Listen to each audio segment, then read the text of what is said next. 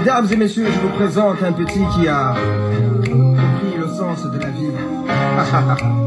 On ne vit pas au présent mais au futur, car en fait nos rêves déterminent ce que nous devons être. Je le sème.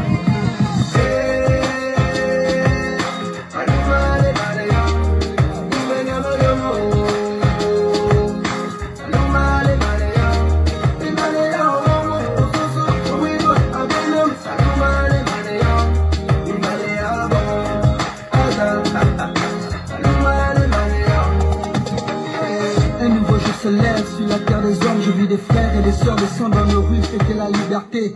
Il paraît que mon ami n'a pas été réélu. Fini 50 ans de règne, fini la dictature. Je vis de la fierté chez nos pères, la joie chez nos mères, et l'espoir renaître chez nos frères et sœurs. Fini les crimes rituels, fini la gabegie, fini les fausses promesses, c'est une nouvelle ère.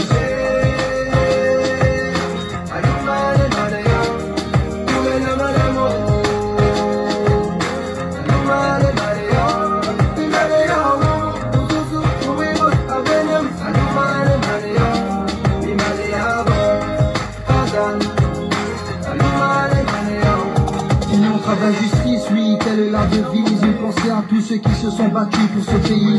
À tous nos martyrs, aux vrais opposants politiques, à l'ensemble des Gabonais qui ont l'amour de la patrie. Désormais c'est notre histoire, on réécrira les pages, oui. On est tous un, tous au niveau des parts. Que tu sois d'ici ou enfin venu d'ailleurs, aime ce pays et serre-le avec le cœur.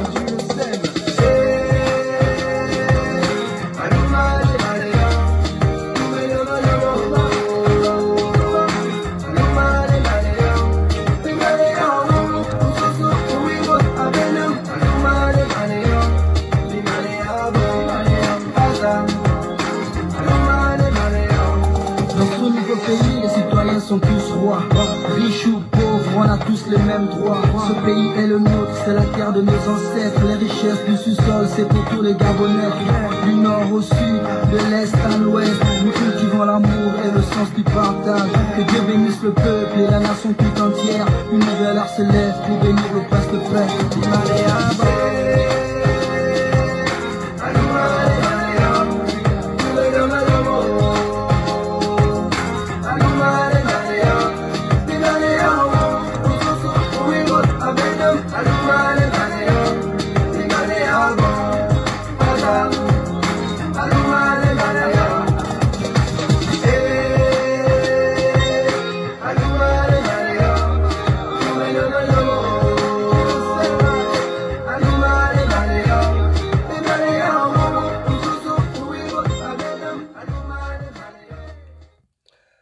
Bonsoir à tous, merci de me recevoir chez vous. J'espère que vous avez passé une bonne journée et que vous passerez aussi une excellente soirée. Je sais que ce n'est pas la grande forme en ce moment, mais cette vidéo est ma main fraternelle que je viens poser sur l'épaule de chaque résistant, ébranlé par les trahison à répétition au sein donc de l'opposition gabonaise. Vous l'avez appris, Charles Mba, l'un des opposants gabonais qui vivait en France, est allé à Libreville, répondant à l'appel du despote valétunaire Ali Bongo. Ce n'est pas surprenant pour un observateur averti de la scène politique que je suis, parce que je sais que les pédégistes repartent toujours à la source, comme les lamentaires des mythologies africaines vont boire à la source. Donc ça ne doit pas vous surprendre. Un pédégiste reste un pédégiste. Un serpent qui change de peau ne perd pas son venin pour autant. Un serpent qui change de peau ne perd pas son venin. Si vous intégrez cette donne, vous ferez peu de mal. Moi, je l'ai compris.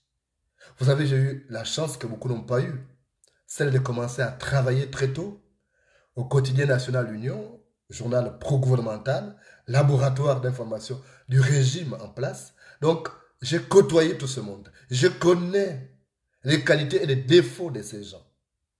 C'est pourquoi vous constatez que je suis dans mon coin. Je préfère être seul qu'être mal accompagné. Les gens sont libres de faire leur choix.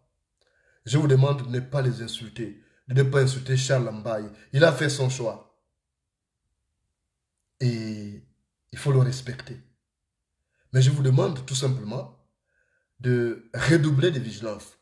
Parce que nous avons péché par notre naïveté. On a péché par notre naïveté dans l'opposition. C'est le peuple gabonais qui a un problème. Le peuple gabonais n'a jamais compris que les pédégistes sont liés par des codes spirituels. Et quand on a été au PDG, il y a ce qu'on appelle le nec plus ultra, la ligne rouge à ne pas franchir. Vous n'avez pas constaté que ces pédégistes-là ne dénoncent pas trop ces régimes avec véhémence comme on le fait? Moi, si je parle aujourd'hui, parce que je suis libre. Parce que je ne suis lié à rien. Rien ne me lie à ces régimes. Je n'ai jamais été au gouvernement. Je n'ai pas été dans la loge maçonnique avec eux. Je n'ai pas fait des crimes rituels. Je n'ai pas détourné des fonds publics. Je n'ai pas été dans la pédocriminalité avec eux. Donc, je suis libre de parler. Mais ce n'est pas le cas pour les autres pédégistes. Ils ont beaucoup de choses à se reprocher. Ils ne peuvent pas... Regardez vous-même. Je prends mon oncle Mundunga. C'est mon oncle. Hein? Mundunga, Séraphin, c'est mon oncle. Regardez, il est venu à l'étranger, il s'est tué. Silence radio. Quelqu'un qui a été au corps du régime. Il disparaît de la circulation. Vous attendez à quoi? Alors qu'il connaît des choses. Charles Mba est parti, il faut respecter son choix. Mais Charles Mba était ministre délégué en finance, vous le savez. Donc il y a des choses qu'il a vues là-bas. Des choses qu'il a faites aussi. Donc à un moment donné, ces gens reçoivent du chantage. Donc n'attendez pas. Le problème du Gabon, c'est que les gens sont liés par des codes maçonniques. On a enrôlé presque tout le monde. Et ceux qui n'entrent pas sont considérés comme des pestiférés. On les combat. Prenez mon cas. Moi, je n'ai jamais été dans les loges. Je n'ai jamais été tenté même d'y aller. Parce que moi, je suis un traditionnaliste. Moi, je suis un bouddhiste. Je ne le cache pas. J'ai été élevé au village, conformément à nos us et coutumes. Mais vous n'allez pas me voir intégrer ça. Et pourtant, j'étais à l'Union. Je vous assure que quand tu arrivais à l'Union, pour progresser, il fallait appartenir à ces sectes maçonniques. Il fallait avoir un parrain, un ministre qui appelait directement le directeur pour que tu progresses. Mais moi, j'avais dit, je n'entre pas là-dedans. Je compte sur mon professionnalisme et je suis resté ferme jusqu'au bout.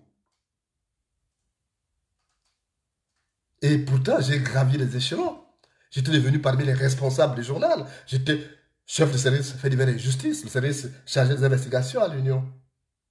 Mais il n'avait pas de choix parce que j'ai imposé le respect par le travail. Avec mon frère et ami, el Joël Ndembe, qui était là-dedans. Mais on s'entendait. Je savais qu'il était là-dedans, dans la loge maçonnique. Mais il savait que je suis un bouddhiste. Même Vincent Bavungu, qui était directeur. Il savait, Ngoye Moussavu qui était directeur de l'Union. Il savait, Albert Yangari Ngoruma. Tous savaient que je suis un bouddhiste. Et donc, j'ai dit, je ne peux pas entrer là-dedans. Par rapport à ce que j'ai reçu. Je ne suis pas contre. Mais par rapport à ce que j'ai reçu, je ne peux pas entrer parce que je ne veux pas être noyauté. Parce que moi, je suis un esprit libre. Or, sous Omar Bongo, quand tu étais fait ministre, il fallait intégrer la loge maçonnique pour rester longtemps.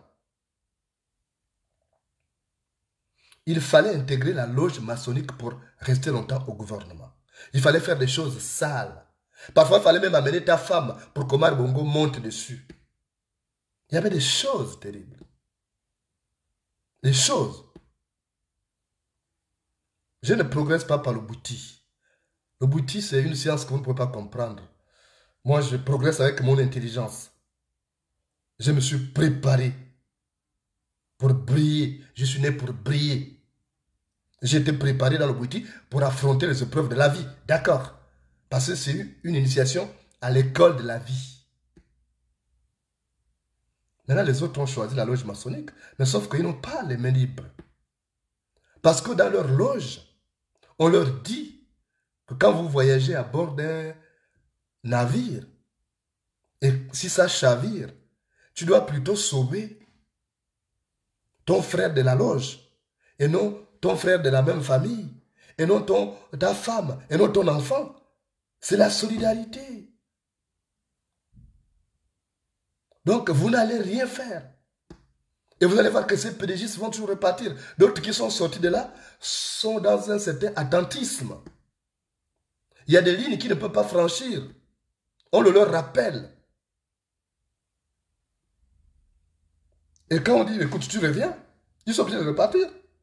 Et puis, au-delà de ça aussi, il y a le mercantilisme de ces gens. Ils étaient habitués à un train de vie.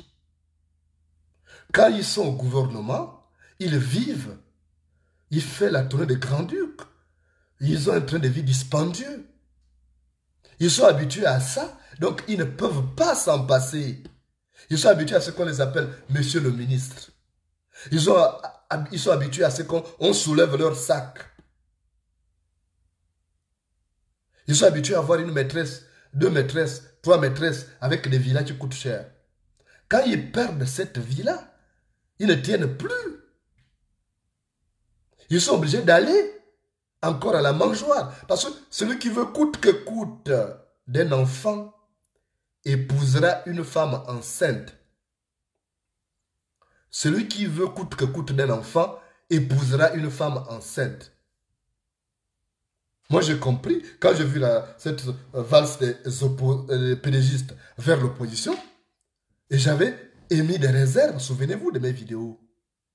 Parce que c'est dès l'aurore qu'on reconnaît une bonne matinée. C'est dès l'aurore que l'on reconnaît une bonne matinée. Je savais qu'ils ne seraient pas des bons opposants parce que dans l'opposition, l'opposition exige un comportement rectiligne. L'opposition exige une vie d'ermite même. Ça exige des privations. Combien font comme moi je le fais? Et pourtant, j'étais directeur d'un journal qui rapportait pratiquement 52 millions par mois. Donc, beaucoup n'avaient même pas parié. Ils ont dit, oh, il ne va pas tenir. Il était habitué à la belle vie ici, avec les grosses voitures. Il ne pourra pas tenir en exil. Il va vite revenir. Beaucoup ont pensé que j'allais vite revenir. Parce que j'avais de l'argent, j'avais un bon salaire, j'avais tout ce qu'il fallait. J'avais du personnel, j'avais un chauffeur, j'avais tout ce qu'il fallait. Beaucoup ont pensé que je n'allais pas tenir, que j'allais retourner vite, que j'allais accepter les propositions. Et pourtant, je suis là. Parfois, il me manque de carburant. Vous ne pouvez pas imaginer ça. Mais on ne peut pas vouloir être dans l'opposition et vivre dans l'opulence. Non. On ne peut pas vouloir être dans l'opposition et amasser des biens en même temps. Ce n'est pas possible. L'éléphant ne peut pas courir et se gratter les fesses en même temps. L'éléphant ne peut pas courir et se gratter les fesses en même temps. Un opposant, ce n'est pas quelqu'un qui cherche à s'engraisser. Non. Vous le savez. La vache qui court se nourrit peu. La vache qui court se nourrit peu.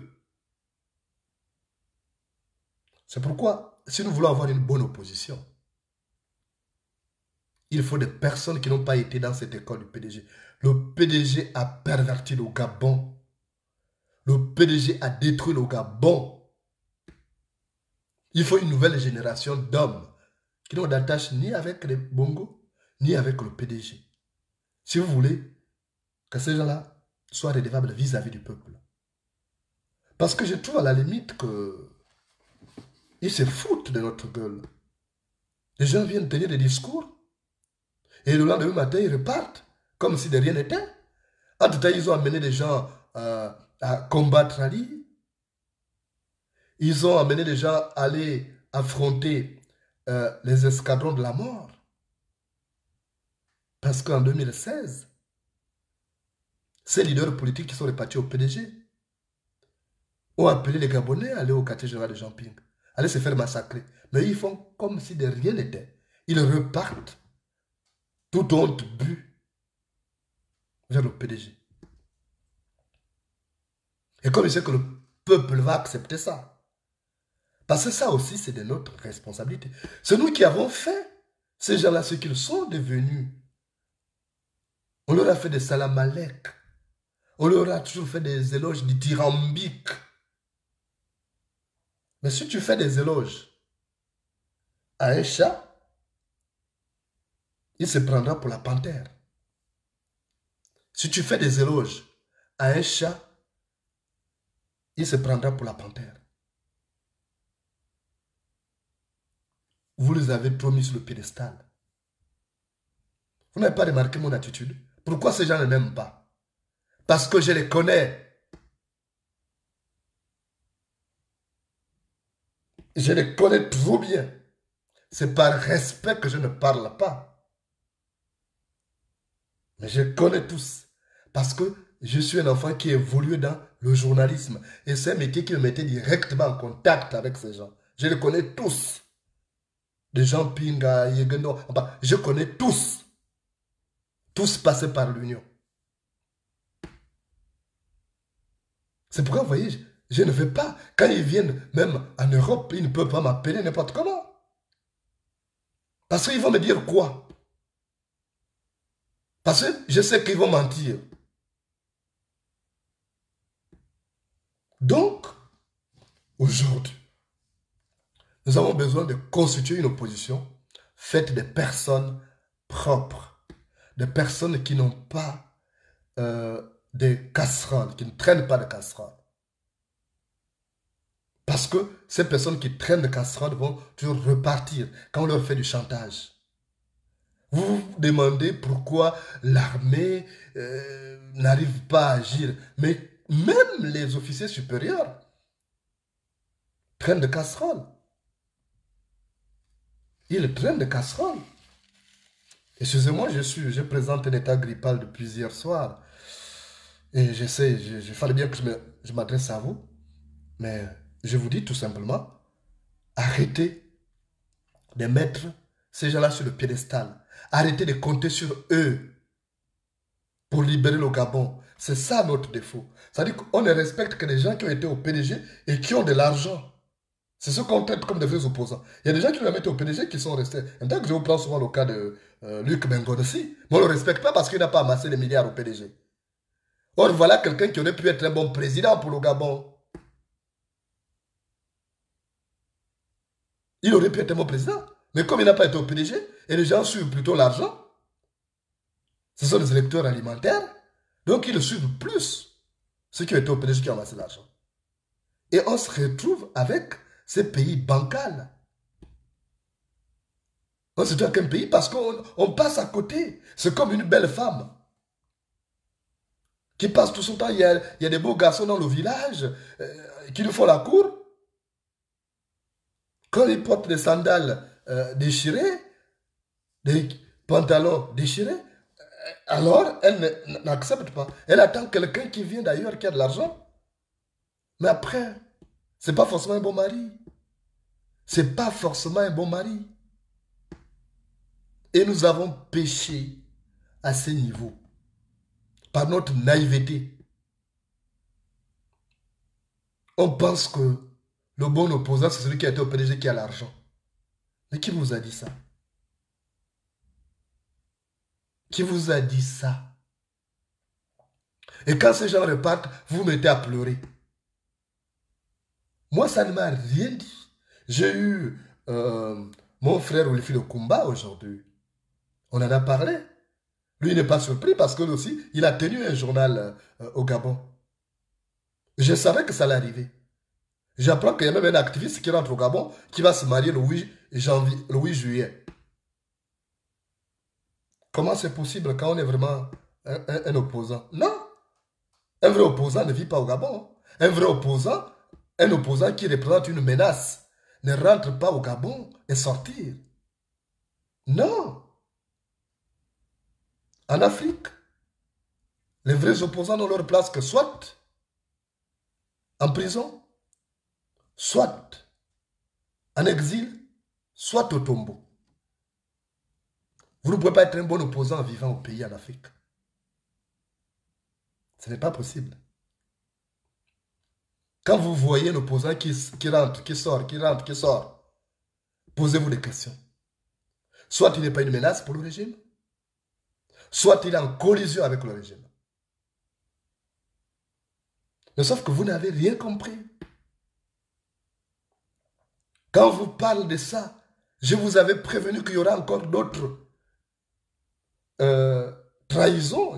Quand j'ai fait la vidéo, souvenez-vous, regardez la vidéo que j'ai faite par rapport au départ de Yegendon. J'avais prévenu qu'il y a d'autres qui vont suivre. Aujourd'hui, où en sommes-nous? Les gens viennent souvent m'insulter. Après, ils n'ont pas le courage de venir faire profil bas pour dire « Ah, mais Jonas nous avait dit ça. » Donc, vous êtes responsable. Parce que celui qui vit des désirs meurt désespéré. Celui qui vit des désirs meurt désespéré. Il ne faut pas que vous soyez découragés. Ne vous découragez pas malgré les trahisons. Les trahisons sont le fait de notre manque de clairvoyance, de notre manque de lucidité. Parce qu'on n'a pas compris ça. Il suffit que quelqu'un déménage avec armes et bagages du PDG pour le PDG et pour l'opposition, alors il devient maintenant un guérisseur de cruel. Mais non, mesdames, mais non, messieurs, ce n'est pas à toute oreille percée que l'on met des anneaux d'or. Ce n'est pas à toute oreille percée que l'on met des anneaux d'or. Mais on pêche à ce niveau. On pêche à ce niveau. Regardez la plupart de ceux qui retournent là. Ce sont d'anciens pédégistes. Posez-vous des questions. La plupart, ce sont d'anciens pédégistes qui retournent avec une facilité déconcertante. Parce qu'ils se tiennent quelque part. Deux animaux écailles savent où c'est mordre. Deux animaux à écailles savent où c'est mordre. Il ne faut pas que vous soyez fragilisés par ces départs. Je vous avais dit qu'on ne va pas construire un Gabon nouveau avec ce genre de personnes qui se sont compromises. Ce n'est pas possible. On ne fait pas sa toilette avec de l'eau sale. On ne fait pas sa toilette avec de l'eau sale. Si vous intégrez cette logique-là, c'est terminé, vous ferez moins de mal. Vous allez vivre comme moi. Regardez, moi, je suis... Vous n'allez pas me voir avec eux. Vous n'allez pas me voir avec eux n'importe comment. Je les connais. Je les connais. Ils sont rares que je peux aller rencontrer quand ils arrivent. Ils sont rares. Parce que non seulement c'est un groupe de tribalistes. Ils ne sont que dans les petits groupes de tribalistes. Regardez autour d'eux. Mais le Gabon, c'est plus que des groupes ethniques. Le seul que je peux dire qui est parti du PDG, qui n'a jamais été tribaliste que je connais, c'est Jean-François Toutou-Mémane, l'ancien Premier ministre. Parce que Jean-François Toutou-Mémane, quand il était maire de Libreville, il a fait la promotion de toutes les communautés. Quand il était ministre, il a fait la promotion de toutes les communautés. Quand il était Premier ministre, il a fait la promotion, souvenez-vous, comment il a poussé mon défunt grand frère, Guy-François Mungengi Kumba, jusqu'à en faire un député. Et pourtant, Jean-François Toutou-Mémane fend Mungengi Kumba pour nous. Mais il a préféré se faire remplacer par... Il a poussé Mungengi Kumba. Il aurait pu prendre quelqu'un de sa communauté. C'est l'un des rares. Jean-François Toutou-Mémane est l'un des rares à avoir retenu les leçons d'Omar Bongo pour l'unité nationale. Mais le reste, là, c'est une bande de tribalistes. Même votre Charles Lamba, je n'ai rien contre lui. C'est un papa que je respecte. Mais Charles Lamba, quand il était ici, il n'était qu'avec les gens de sa communauté. Une fois, il m'a appelé au téléphone, on va se voir, machin, tout ça. J'ai dit, ok, je vais te rappeler. Ok, il ne m'a jamais rappelé.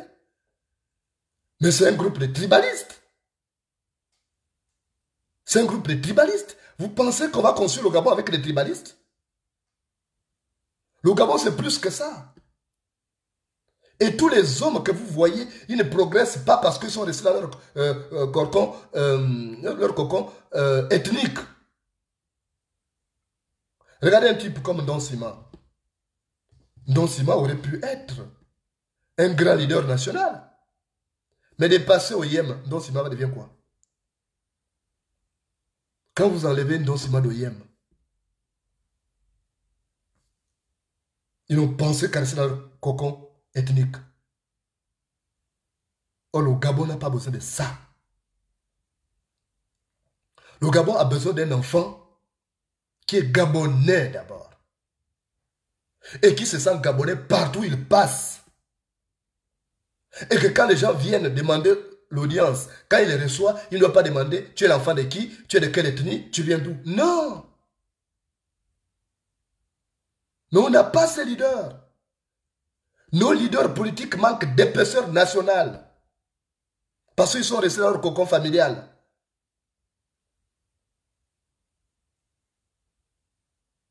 Et vous voulez avoir quoi avec ça? Vous voulez avoir quoi avec ça? Avec les gens qui ne pensent qu'à une petite communauté. Je vous assure, je suis écœuré quoi. Le Gabon est tombé des charibes en Silla. Et j'ai bien peur. J'ai bien peur. Tout au long de mon métier au Gabon, tout au long de ma carrière, il m'est arrivé de voyager du nord au sud, de l'est à l'ouest. J'ai vu des communautés. Il y a des communautés qui n'ont pas d'enfants, qui n'ont pas de porte-flambeaux. Mais ces communautés font quoi concrètement? Si vous allez chez les Pygmées, moi je suis allé à Doumassi, c'est à 10 km de Mivoul. Je vois ma grande soeur Olga ça qui est connectée. Je suis allé à Doumassi. Quand je faisais le dernier voyage dans le Gabon profond, je suis reparti là-bas.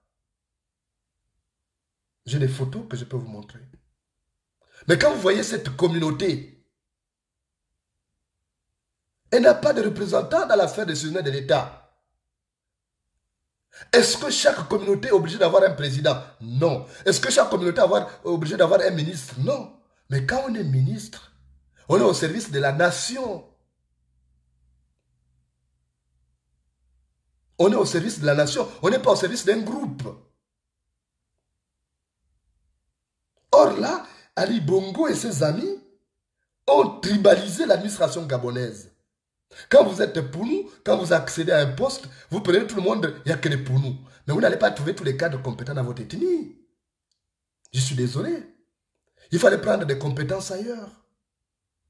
Et je vous assure, vous ne deviendrez jamais un grand homme, une grande dame, si vous êtes enfermé dans votre cocon ethnique, dans votre cocon familial. Il faut vous ouvrir aux autres. Même les grands pays comme la Chine ont dû s'ouvrir aux autres.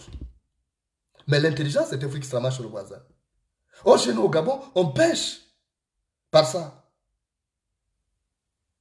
On pêche par ça. Parce qu'on dit, on doit aider seulement les gens de notre ethnie. Mais non. Et je vous dis une chose aujourd'hui. Vous savez que ceux qui nous aident ne sont pas forcément nos parents. Hein?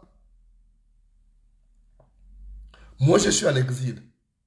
Si je compte les gens qui m'ont aidé, ce n'est pas forcément les Guissirs. Hein? Ce n'est pas forcément les Guissirs. Hein? C'est des gens d'autres communautés. Ce sont d'autres communautés qui m'ont aidé. C'est pourquoi je dis, ce qui arrive doit nous amener à réfléchir. Parce qu'on fait du surplace. C'est comme quand tu es perdu en brousse, tu es garé en forêt. Quand tu es garé en forêt, tu tournes 2 fois, tu reviens au même endroit. Il faut changer de méthode. Ce qui se passe aujourd'hui avec Ali Bongo, c'est terrible. Voir par exemple les Bateke, je n'ai rien contre eux. Vous savez que j'ai eu une histoire d'amour avec cette communauté. Je n'ai rien. Mais quand vous voyez le bordel qu'Ali Bongo fait avec ses frères Bateke, al Togobé, où vous avez toutes les régies financières, si vous avez 18 régies financières, vous avez 18, sur 18 régies financières, vous allez trouver que 16 sont gérées par les gens du Haut-Togo. Ce n'est pas normal. Vous allez trouver que dans l'administration, le B2, si vous avez 52 agences en province, tout est géré par des Batékés. Au trésor, à la douane. Mais non, c'est pas ça un pays. C'est pas ça un pays.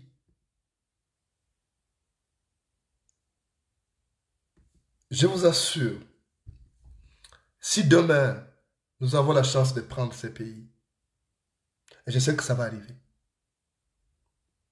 si demain nous avons la chance de prendre ces pays, ça va arriver d'ailleurs, on fera un fichier des cadres. On fera un fichier des cadres et des étudiants. Si c'est moi, Moulenda, par exemple, président, je dois savoir que par an, on a tel nombre d'étudiants sortis. Au Canada, par exemple, c'est des filières scientifiques. Il y a combien d'étudiants là-bas? Combien sont en train de terminer?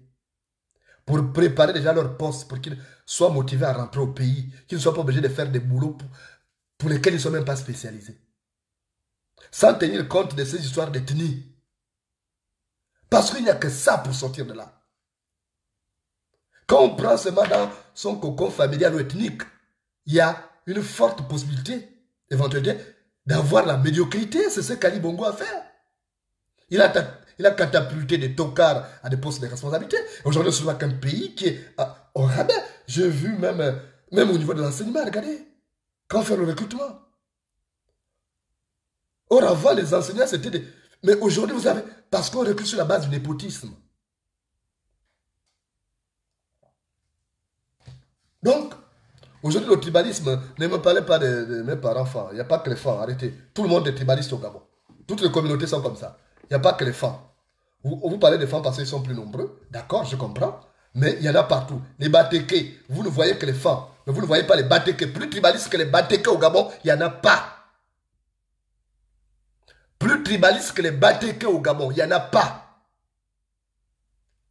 Les femmes encore, les femmes acceptent les autres communautés.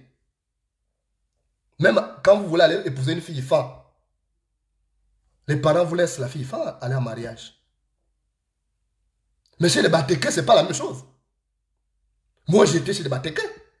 Il disait à la femme que j'avais au Gabon, il disait, tu n'as pas trouvé une femme, un homme chez les Batékés, c'est un guicile que tu vas prendre. Comment voulez-vous qu'on avance avec des comportements comme ça? Comment voulez-vous qu'on avance? Vous ne parlez que des femmes. Vous ne voyez pas les Batékés. Il n'y a pas plus tribaliste que les Batékés au Gabon. Ils sont pires. Les femmes se mettent avec les autres. Les femmes se mettent avec les autres. Ils font des mariages et ça dilue. Mais les Batékés, vous ne les connaissez pas. Demandez à moi qui était chez eux. Quand j'arrivais à Bongoville en séjour, on mettait toute la garde républicaine pour surveiller. Vous allez découvrir dans mon livre, le deuxième livre, L'insupportable tome 2. Parce qu'il y a des choses que je raconte. Je sais que beaucoup n'ont pas la chance de voyager dans le Gabon pour aller voir comment se meut la vie dans les autres provinces. Mais moi, j'ai eu cette chance d'avoir voyagé dans le Gabon. Il n'y a pas mauvais que les Batékés. Ils sont mauvais. Quand quelqu'un est mauvais, il faut le lui dire. Ils sont mauvais et ça cause d'eux que le pays là est comme ça. Parce qu'ils n'arrivent pas à comprendre à un moment qu'il va falloir changer. Ils se disent seulement, oui, le pouvoir est chez nous. On ne peut pas perdre le pouvoir. Mais ils gagnent quoi? Ils dorment dans des maisons tout là-haut et tout là-en bas. Mais ils sont contents de dire que le président est chez nous. Regardez les gens de Bongoville. Je ne parle pas de Bongoville parce que c'est là-bas où étaient mes beaux-parents. La Bongoville, c'est quoi? Maison tout là-haut, tout là-en bas. Et pourtant, sous Omar Bongo, une société marocaine a construit des villas. mais qui ne sont pas occupés. Mais les gens dorment dans la maison, tout là-haut, tout là-bas. Ali Bongo est resté député de ce qu'on a pendant plus de 15 ans. Mais les gens dorment dans la maison, tout là-haut, tout là-bas. Mais c'est les mêmes gens qui disent, oui, nous avons le pouvoir, on n'a pas peur de pouvoir. Mais vous ne savez pas que les gens qui vous rendent service ne sont pas forcément les gens de votre famille. Aujourd'hui, dans les familles, il y a la haine, il y a la rancœur, il y a la jalousie, la concurrence déloyale. Or, un ami va te rendre un service que ton parent ne te rendra pas, sans attendre en retour une quelconque reconnaissance. Or, dans la famille, c'est compliqué. Donc, élargissez votre cercle amical. Élargissez votre cercle relationnel. Vous qui fréquentez les hommes politiques, dites-leur qu'ils ne seront jamais des grands hommes d'État. Regardez aujourd'hui, quand vous regardez le Gabon, quand vous regardez les leaders politiques qui nous restent, combien encore une dimension nationale? Les leaders nationaux, il n'y en a plus. Même ministre, on ne sait pas, les Gabonais se demandent, il est ministre de quoi? Mais avant Omar Bongo, non seulement le titre de ministre pesait beaucoup, mais c'était des gens qui avaient l'épaisseur d'hommes d'État ou de femmes d'État. Avant de rencontrer mon grand-père Maïla, le garçon, j'entendais le garçon Maïla, ministre de l'Éducation nationale. J'entendais Paulette Missambo, ministre. Mais quand tu les voyais, tu as... Mais aujourd'hui, regardez les ministres qu'Ali Bongo prend.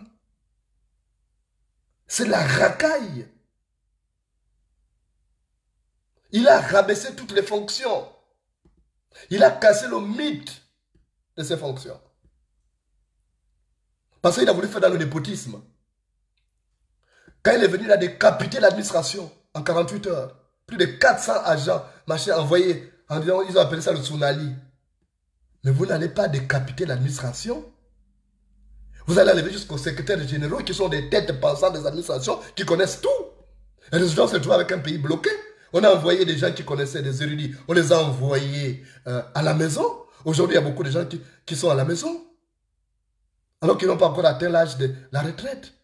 Alors que ce sont des gens qui connaissent le fonctionnement de l'administration. Or, aujourd'hui, vous avez des gens dans l'administration qui ne savent même pas écrire une lettre administrative. Mais c'est une honte. Vous avez des gens dans l'administration qui ne savent pas écrire une lettre administrative. Comme on a fait, on a puisé dans le cocon amical, le cocon familial. Ça a donné ça. Le Gabon au rabais. À l'image de son président. Les ministres ne valent plus rien aujourd'hui. Les ministres qui vont demander les bons chez les Mauritaniens, c'est ça les ministres. Quand je vois les gens courir là pour les fonctions ministérielles, je rigole même. Les gens courent préoccupés. Mais il y a quoi? Il n'y a plus rien.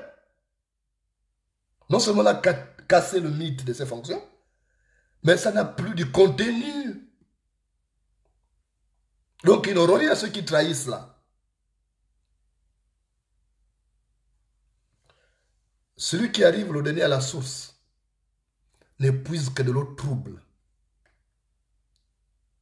Celui qui arrive le dernier à la source n'épuise que de l'eau trouble.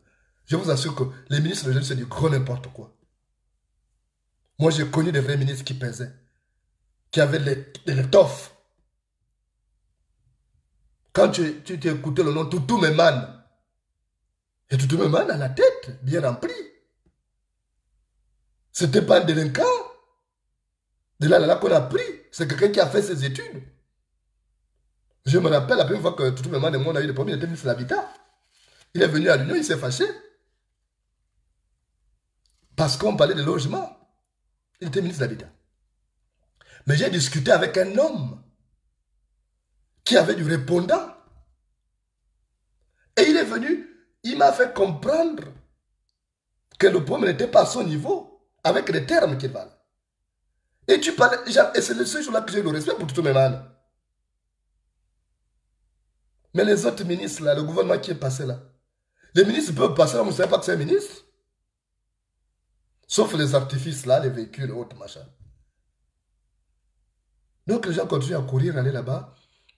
Bon, de toute façon, je vous dis, il faut des propositions aux gens qui présentent des appétits boulimiques de la politique et de l'argent. Parce que la mouche n'entre pas dans une bouche fermée. La mouche n'entre pas dans une bouche fermée. Donc, je veux vous dire une chose aujourd'hui.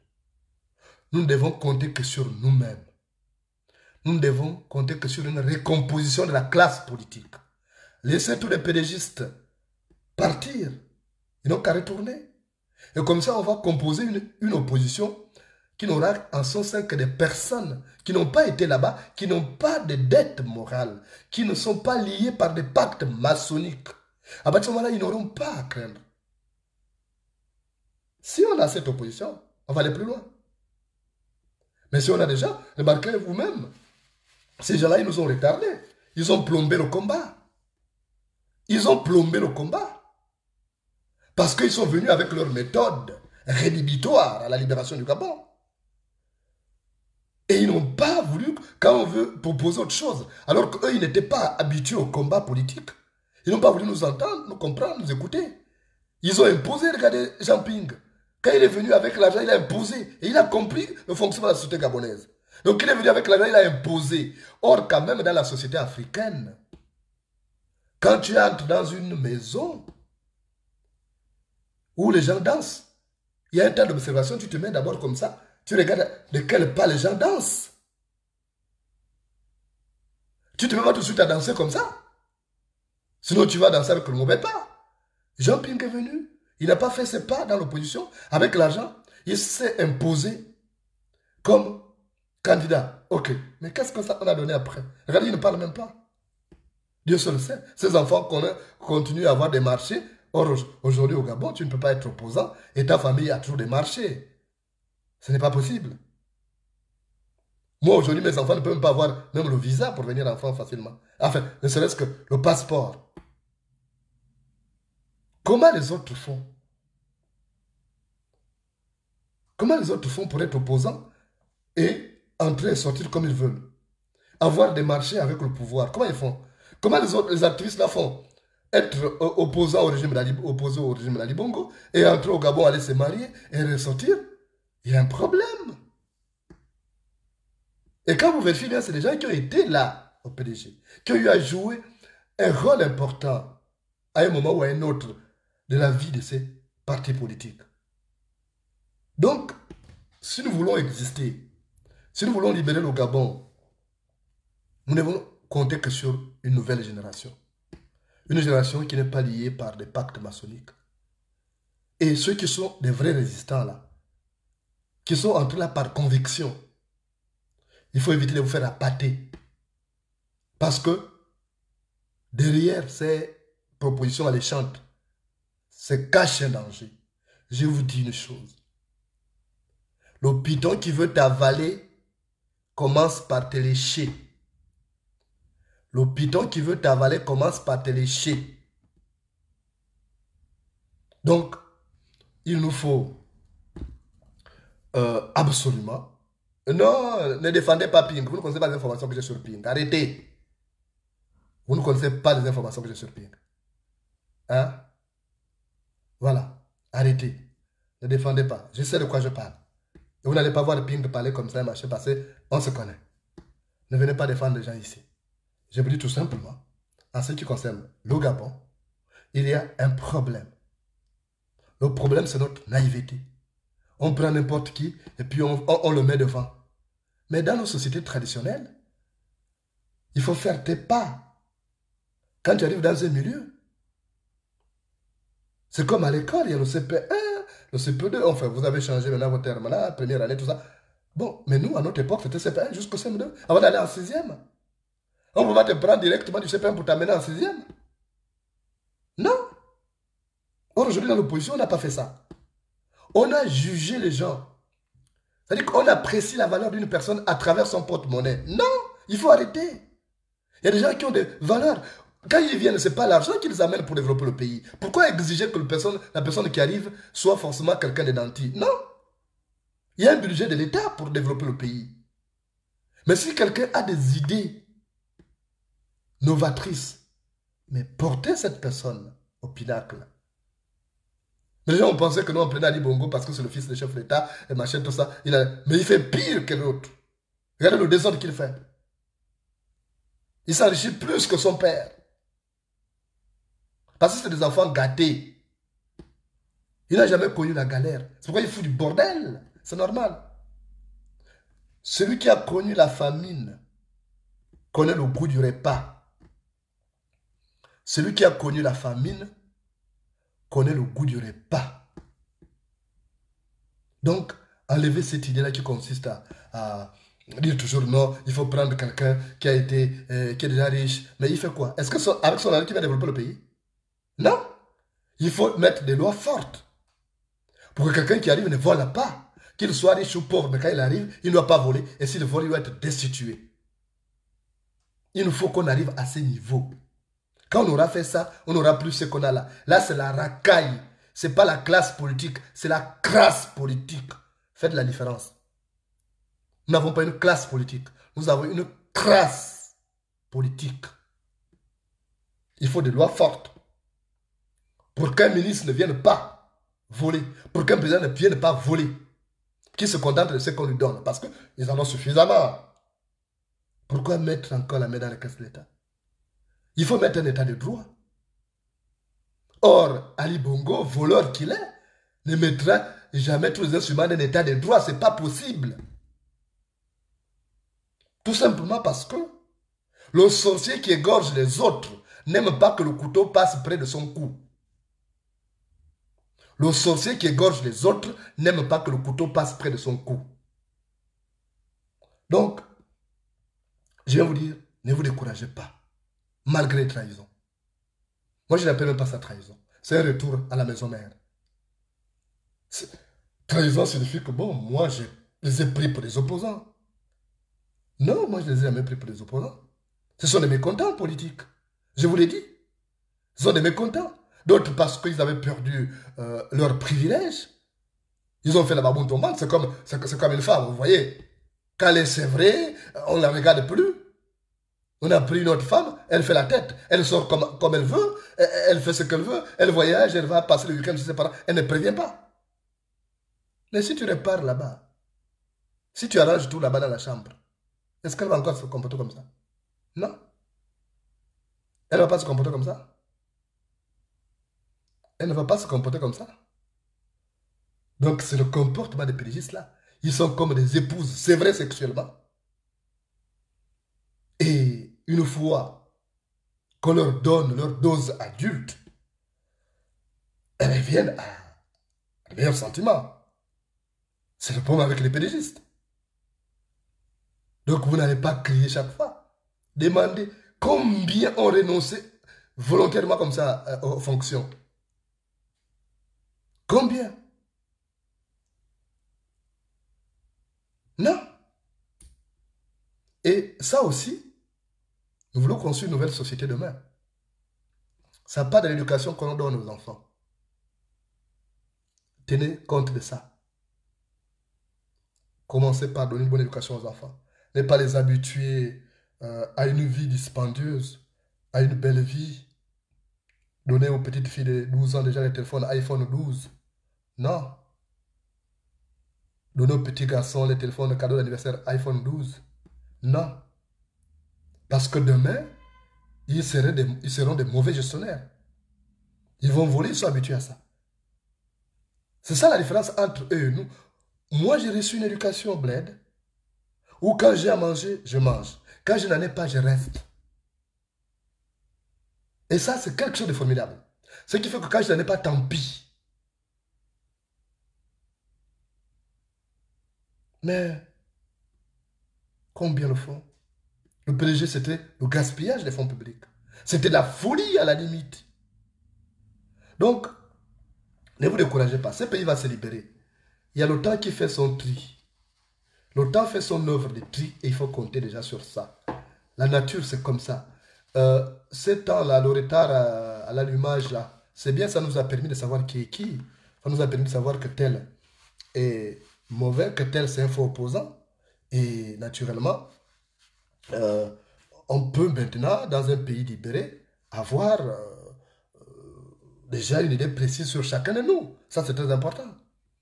Mais c'est pas... Si on avait pris le pouvoir en 2016, on se serait retrouvé avec tous ces budgétivores-là. en train de gérer le pays et faire ce qu'ils font aujourd'hui. Parce que c'est des gens qui vivent, qui ont un train de vie trop élevé, c'est normal. Celui qui a plus de cheveux que toi a plus de poux que toi. Celui qui a plus de cheveux que toi a plus de poux que toi. Ne vous découragez pas, malgré les trahisons. Bon, considérons ça comme des trahisons. Ces gens ne sont pas venus pour rester avec nous dans l'opposition. Ils étaient sortis à un moment donné, ils pensaient que Jean-Pierre allait prendre le pouvoir et qu'il allait les appeler encore à la mangeoire.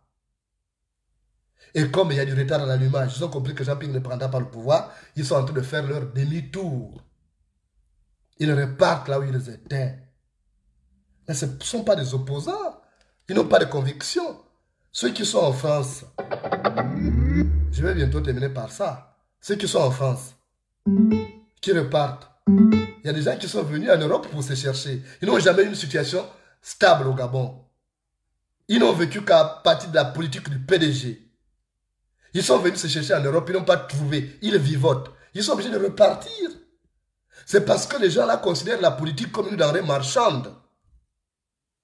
Au Gabon, la politique fait vivre les gens. C'est normal qu'on se trouve avec les gens comme ça. Mais ailleurs, on ne pratique pas la politique pour faire vivre les gens. Vous voyez, quand vous êtes en France, quand vous voyez les campagnes électorales, vous voyez que ça enrichit les gens? Non. Donc, voilà la bêtise. Je vois un autre abruti là qui me dit, Ali Bongo en tout cas. C'est que ces abrutis du PDG ne savent pas une chose. C'est que Ali Bongo, à l'avion, l'un des avions les plus rapides, il tombe malade, on l'amène. Et il revient. L'avion, il y a 2 avions, 2 jets qui sont au service d'Ali Bongo. Ali Bongo est tombé malade avant la semaine dernière. Il a le temps d'aller se soigner à Londres. Mais vous avez des abrutis du PDG qui viennent se réjouir, ils rentrent quand? Vous moquez de vous-même, pas de Moulenda. On vous donne une information que ce type ne va pas bien, vous pensez qu'il va bien parce qu'on le voyait comme ça. Continuez à penser comme ça. Mais vous êtes maudits. Vous vous réjouissez parce qu'il a débauché tel de l'opposition. Mais il a fait quelle grosse prise. D'abord, votre Charles Mba, je suis pas mal parlé de lui, mais il faisait quoi en France? Quelle était sa contribution? Alors d'être avec un petit groupe de gens de son ethnie, il faisait quoi? Qu'est-ce qu'il a coordonné? Parce que moi je connais qui fait quoi dans la diaspora. Mais votre Charles Mba que vous avez débauché, qu'est-ce qu'il faisait? Il organisait quoi dans l'opposition? En dehors d'aller dans les salons feutrés de Jeune Afrique, aller faire des interviews, je veux bien. Mais en tant que sage, il a coordonné quoi? Donc vous vous réjouissez de quoi? Vous vous réjouissez de quoi? D'avoir des brillants pédagistes? Mais vous êtes des pauvres types. Vous n'avez rien compris. Le jour où ce pays va se libérer, j'ai bien peur pour certains. J'ai très peur pour certains. Parce que moi, tous ceux qui accompagnent les prostituées politiques, moi je ne suis pas une prostituée politique, je n'en serai pas. Moi j'ai des valeurs, j'ai été élevé dans ma famille conformément aux us et coutumes du peuple Guissir. Je ne suis pas là pour trahir. Et moi je suis entré dans le combat volontairement. Je n'ai pas été mécontent. Moi-même j'ai renoncé aux fonctions. Je n'ai pas été mécontent. Donc je voulais vous dire de rester vous les vrais Gabonais qui comptez sur la libération du Gabon pour apercevoir le bout du tunnel. Vous dire, ne vous découragez pas. Laissez les pédégistes continuer à faire leur balle des vampires. Mais ça prendra fin. Mais ne soyez pas ébranlés par des retours, les ménagements dans le sens inverse des pédégistes. Ils sont comme ça. Voilà. Ils sont comme ça. Charles Mba, c'est un pédégiste, il est comme ça, il est réparti à la maison mère. On ne sait pas qu'est-ce qu'il a fait comme rôle dans la diaspora. Si vous voulez qu'on en parle, on va faire des émissions spéciales. Ok? Voilà. Comme ça, jusqu'à son passage au ministère des Finances. Il n'a jamais dit qui que ce soit. Donc, si vous pensez que vous avez fait un coup, vous portez une sorte de stockade à l'opposition, vous trompez. Voilà, moi, je ne suis pas surpris. Le pédégiste retourne toujours à la maison mère. Je ne suis pas surpris.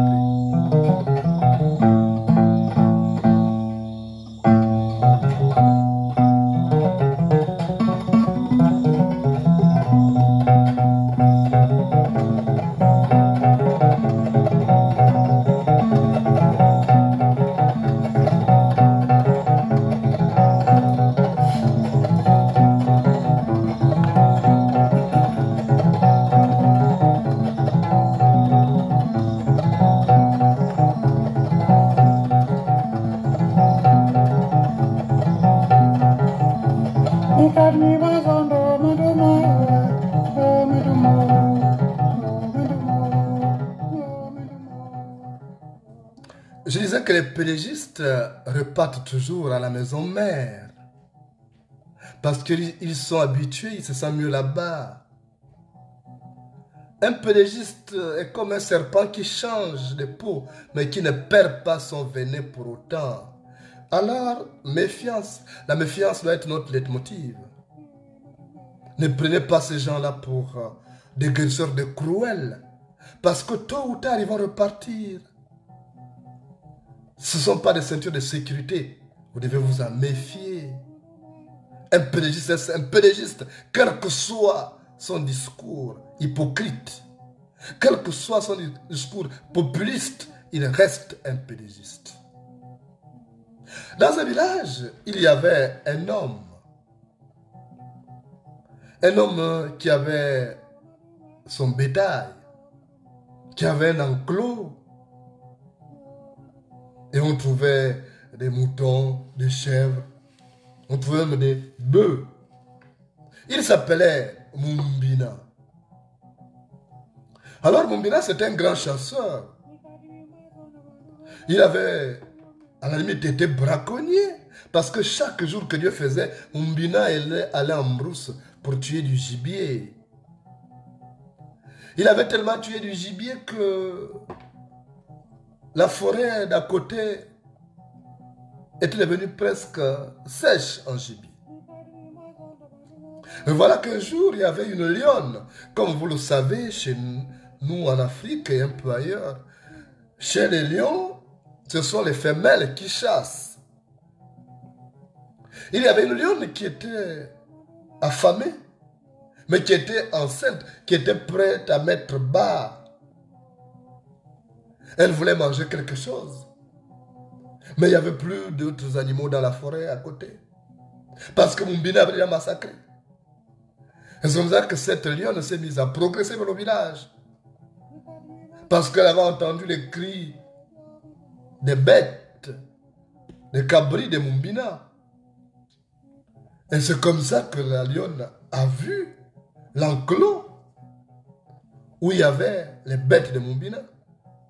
Et comme il y avait une barrière, la lionne a sauté pour tomber de l'autre côté. Mais malheureusement, elle est tombée par le ventre. Et elle a reçu un choc. Elle s'est mise à mettre bas plus tôt. Et après avoir mis bas, la lionne est morte sur le champ. Alors, Mumbina et les amis ont dit, ah ouais, mais c'est de la bonne viande. Mumbina a dépecé la lionne.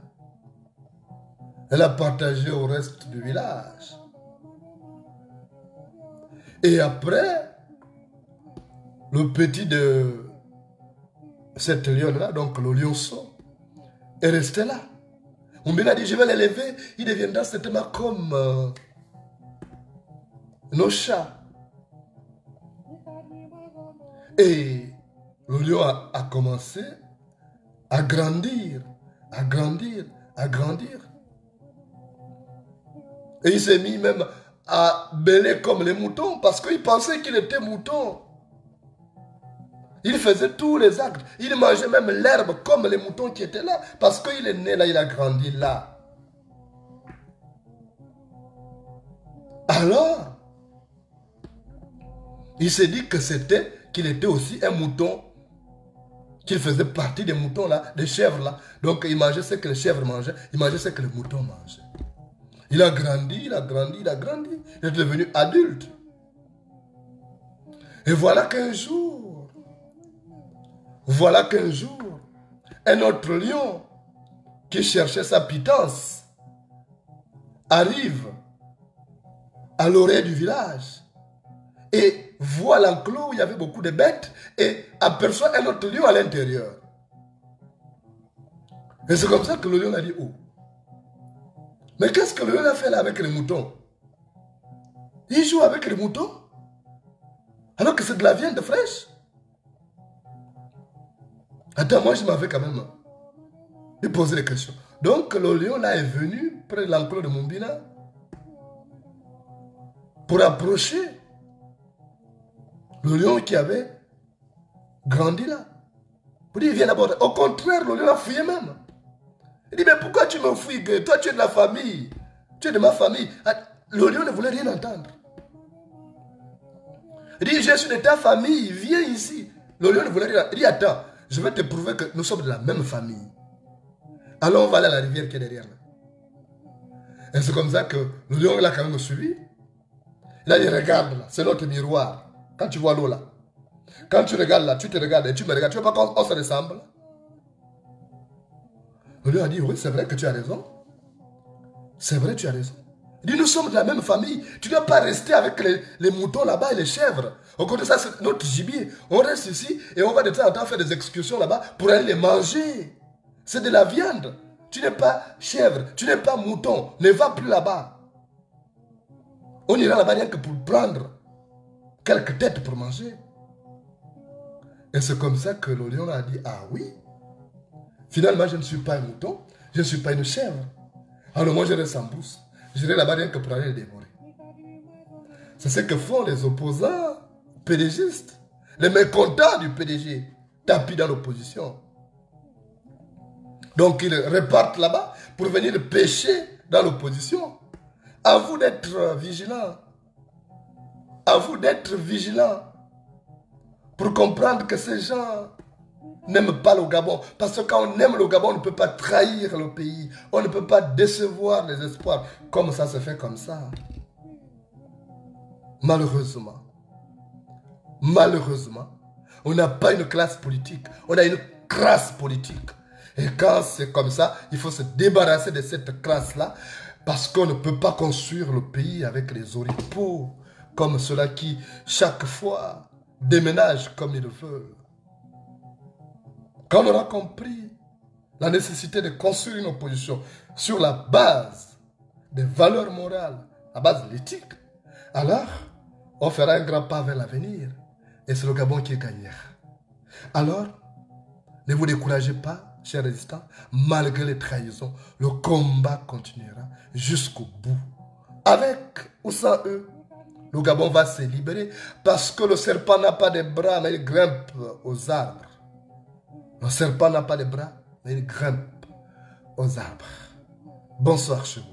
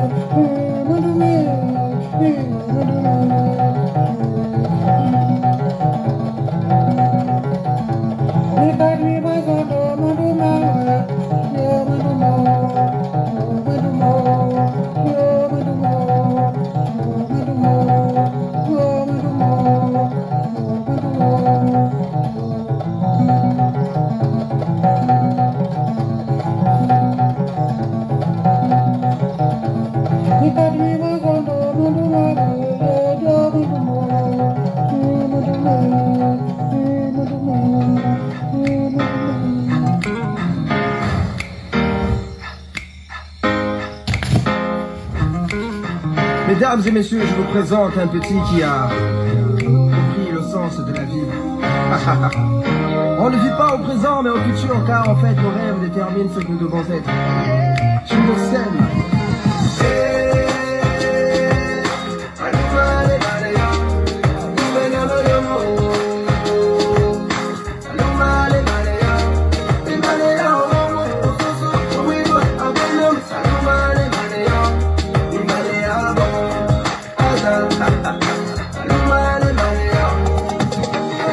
Un nouveau jour se lève sur la terre des hommes. Je vis des frères et des sœurs descendre dans nos rues, fêter la liberté. Il paraît que mon ami n'a pas été réélu. Fini 50 ans de règne, fini la dictature. Je vis de la fierté chez nos pères, la joie chez nos mères, et l'espoir renaître chez nos frères et sœurs. Fini les crimes rituels, fini la gabegie, fini les fausses promesses, c'est une nouvelle ère.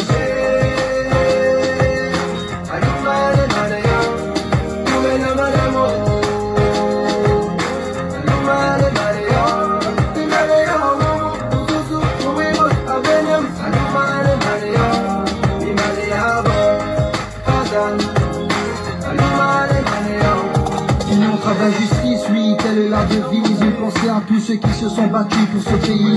À tous nos martyrs, aux vrais opposants politiques, à l'ensemble des Gabonais qui ont l'amour de la patrie. Désormais c'est notre histoire, on réécrira les pages, oui. On est tous un, tous au niveau des parts. Que tu sois d'ici ou enfin venu d'ailleurs, aime ce pays et serre-le avec le cœur. Je le sais.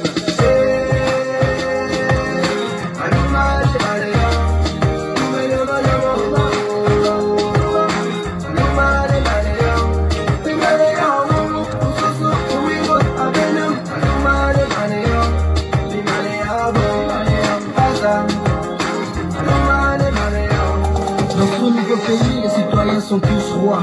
Riches ou pauvres, on a tous les mêmes droits. Ce pays est le nôtre, c'est la terre de nos ancêtres. Les richesses du sous-sol, c'est pour tous les Gabonais.